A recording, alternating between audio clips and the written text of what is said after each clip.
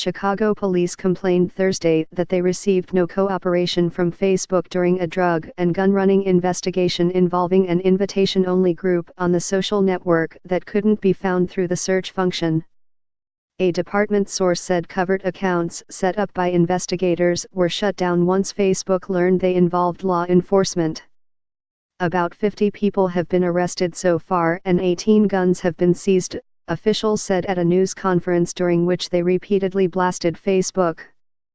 Facebook has a responsibility to the people that they serve to ensure that these types of things don't go on, Police Superintendent Eddie Johnson said. And quite frankly, they haven't been very friendly to law enforcement to prevent these things. There was no immediate comment from Facebook. Police arranged the purchase of 18 firearms and about $46,000 worth of drugs, including from a teacher who was found with drug paraphernalia at Leland Elementary School. The department's narcotics division began the investigation when a source told them about the group, officials said. The buys were conducted by undercover officers who infiltrated the group, according to Anthony Riccio, chief of the department's organized crime division. 50 people have been taken into custody and 18 are wanted on warrants. One offender is wanted for attempted murder in Indiana. Another sold these illegal items while on electronic monitoring.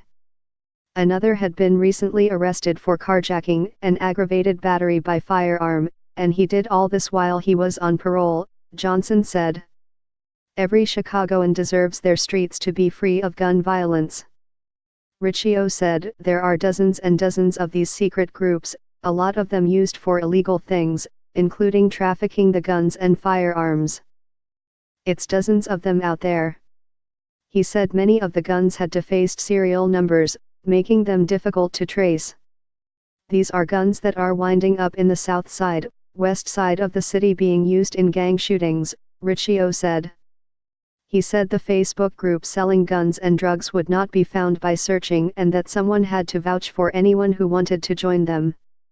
I absolutely think Facebook has a responsibility to monitor this, and for this very reason, Riccio said. There's other illegal activities. I want to point out this is phase 1. There's other illegal activities going on Facebook. We're looking at potentially human trafficking, things of that nature as well.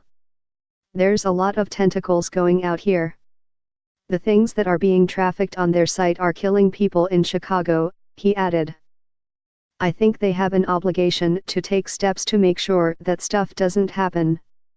If any other organization was putting guns or allowing guns and drugs to be trafficked onto the streets of the city, I think we'd take action and citizens would expect us to take some action.